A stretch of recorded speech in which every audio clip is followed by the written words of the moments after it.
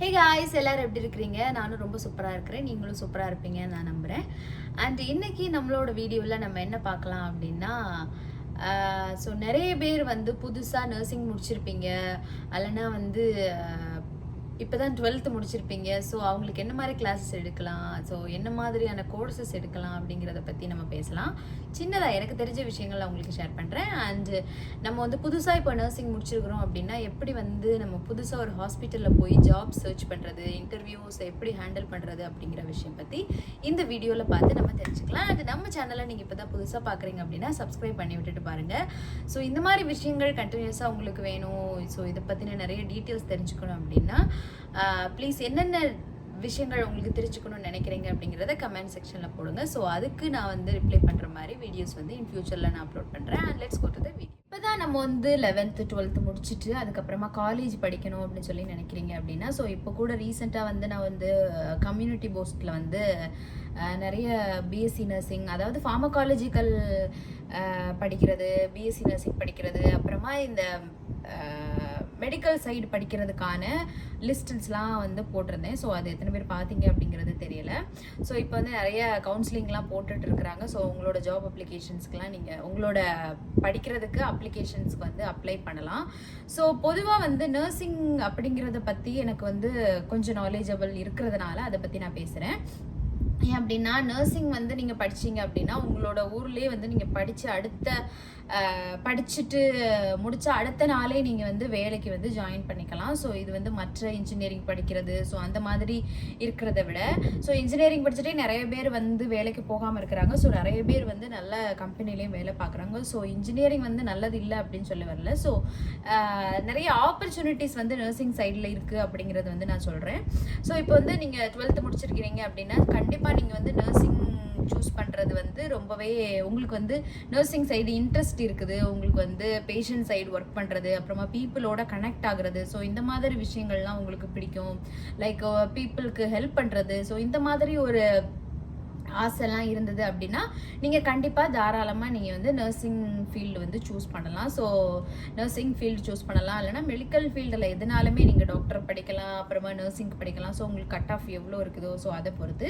So இப்போ நீங்கள் BSc nursing படிக்கிறதுக்குமே வந்து காலேஜில் வந்து அந்த அப்ளிகேஷன்லாம் அப்ளை பண்ணுங்கள். ஸோ அதில் வந்து நிறைய கவர்மெண்ட் காலேஜஸ் வந்து கம்மியாக இருக்கிறதுனால ஸோ ஹையர் மார்க் இருக்கிறவங்களுக்கு வந்து கவர்மெண்ட் காலேஜில் கிடைக்கும். அப்படி இல்லாத பட்சத்தில் வந்து ப்ரைவேட் காலேஜில் வந்து கவர்மெண்ட் எய்டட் மூலமாக நம்ம வந்து படிக்கலாம். ஸோ அதில் வந்து நம்ம காசு வந்து பே பண்ணுற மாதிரி தான் இருக்கும் நம்ம ப்ரைவேட் காலேஜில். பட் ஆனால் கவர்மெண்ட்டுக்கு அண்டரில் இருக்கிற மாதிரி இருக்கும். ஸோ அதனால் வந்து நர்சிங்க்கு வந்து எப்போவுமே ஆப்பர்ச்சுனிட்டிஸ் வந்து ஓப்பனாக தான் இருக்குது.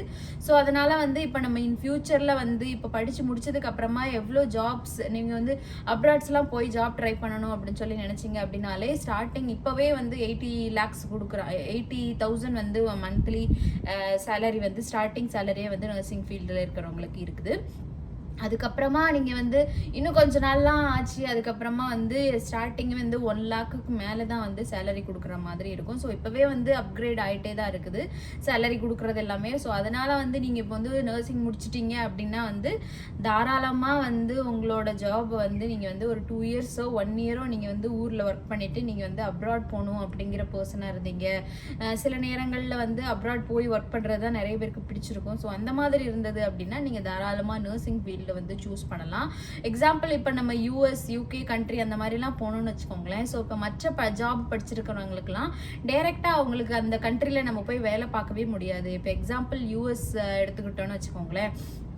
அந்த கண்ட்ரிலலாம் நம்ம போய் நேரடியாக இப்போ வந்து நர்சிங் படிச்சிருக்கிறோம் அப்படின்னா நம்ம வந்து அதுக்குரிய சில எக்ஸாம்ஸ் இருக்குது. ஸோ அந்த எக்ஸாம் கிளியர் பண்ணிவிட்டு அங்கே போய் டைரெக்டாக நம்மளோட நர்சிங் ஜாப் வந்து கண்டினியூ பண்ண முடியும். ஸோ இது வந்து மற்ற எந்த ஜாப், ஈவன் டாக்டரே படிச்சிருந்தாலுமே வந்து அங்கே போய் டைரெக்டாக நம்மளோட டாக்டர் அப்படிங்கிற அந்த வேலையை வந்து அங்கே வந்து படிக்க முடியும், அங்கே வந்து ப்ராக்டிஸ் பண்ண முடியாது.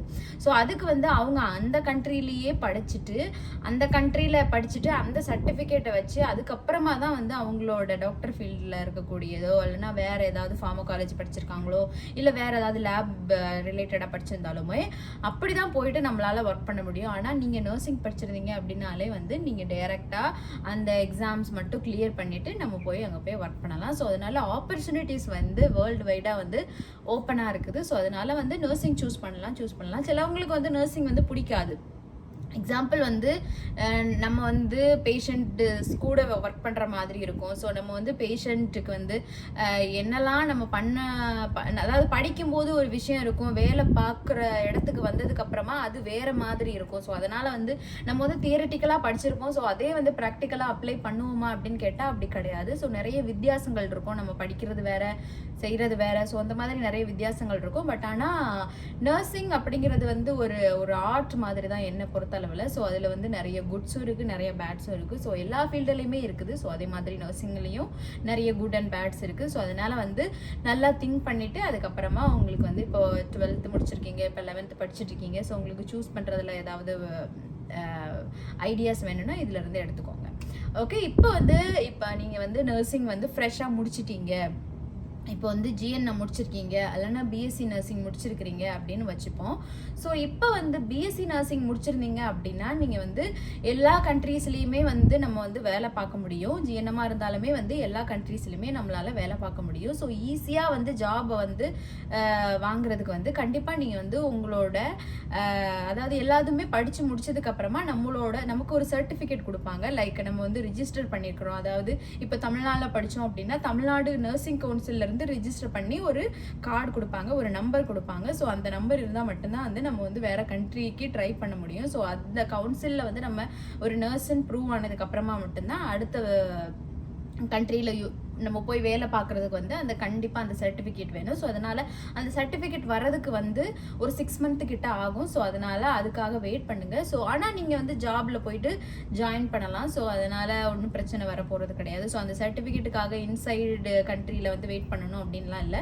ஸோ அந்த சர்டிஃபிகேட் இல்லாமலே நீங்கள் போய் ஜாயின் பண்ணலாம். ஸோ ஒரு 2 years இல்லைன்னா ஒரு 1.5 years 3 years உங்களுக்கு ஏற்றபடி நீங்கள் வந்து வேலை பாருங்கள்.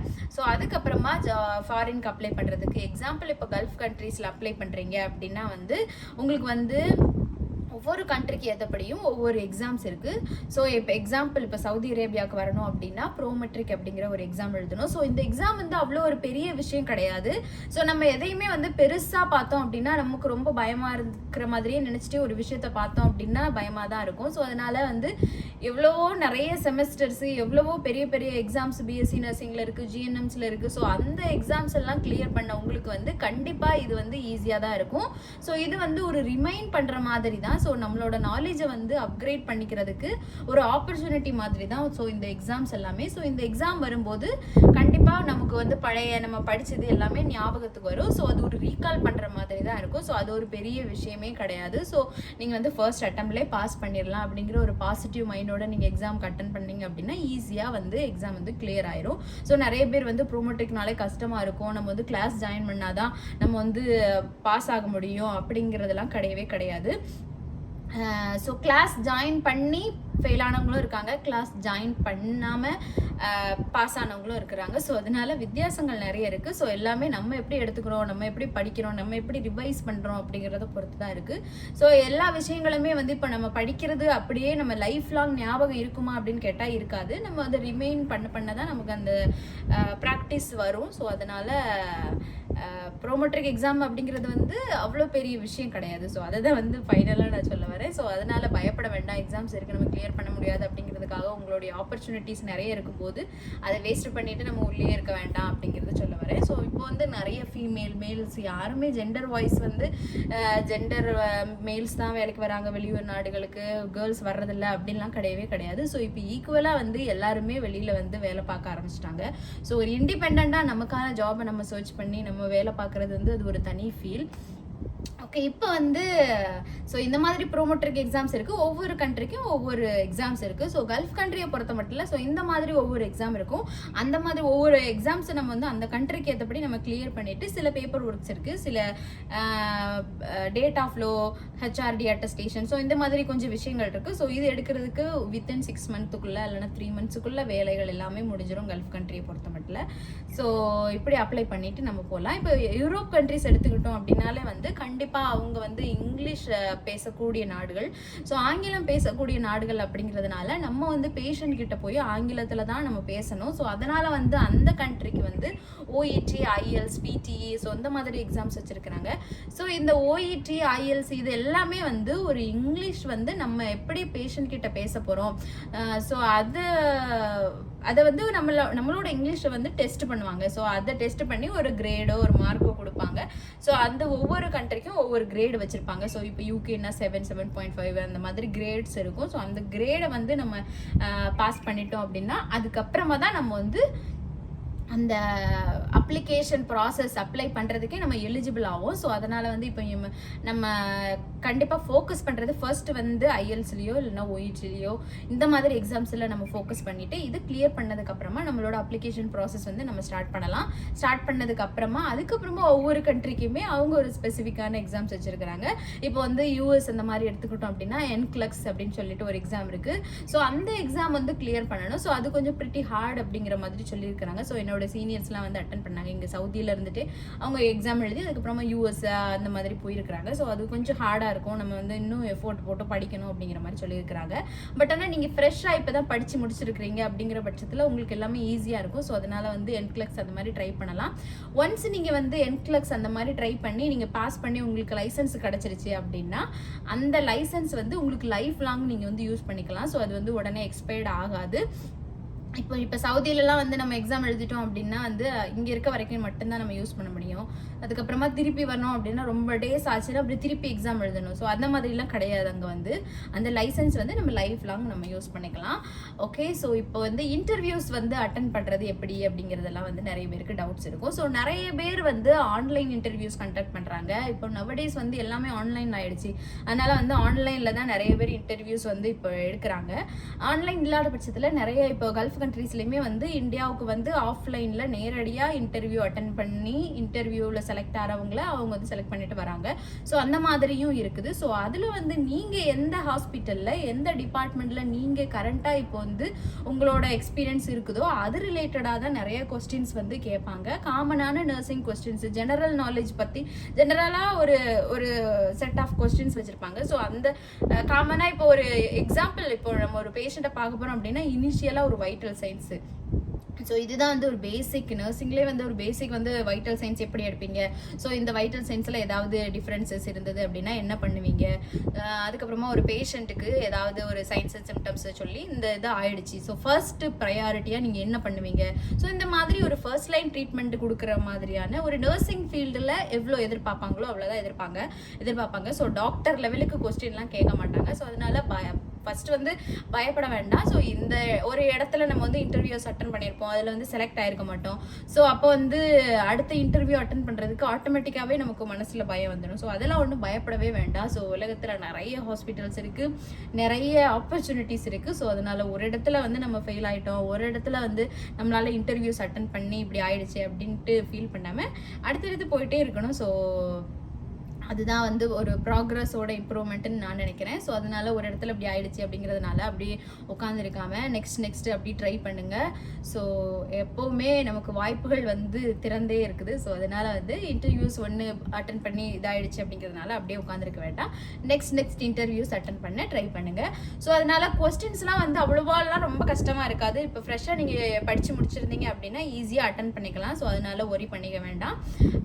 ஸோ ஆஃப்லைன் ஆன்லைன் எந்த லைனாக இருந்தாலுமே வந்து நம்ம கான்ஃபிடென்ட்டாக இருந்தோம் அப்படின்னா நம்ம வந்து ஈஸியாக வந்து இன்டர்வியூஸ் வந்து கிளியர் பண்ணலாம். ஸோ ஃபார் இந்த வீடியோவில் வந்து எனக்கு தெரிஞ்ச விஷயங்கள் ஷேர் பண்ணியிருக்கிறேன். அண்ட் நிறைய விஷயங்கள் தெரிஞ்சுக்கணும்னு நினைக்கிறீங்க, உங்களுக்கு தெரிஞ்ச விஷயங்கள் ஷேர் பண்ணணும்னு நினைக்கிறீங்க அப்படின்னாலுமே வந்து கமெண்ட் செக்ஷனில் போடுங்க, நானும் தெரிஞ்சுக்கிறேன், தெரியாதவங்களும் தெரிஞ்சுக்கிறாங்க. அண்ட் தேங்க்யூ ஃபார் வாட்சிங் கைஸ். இன்னொரு சூப்பரான ஒரு வீடியோவில் உங்களை வந்து சந்திக்கிறேன். அண்டில் தென், டடா, பை பாய்.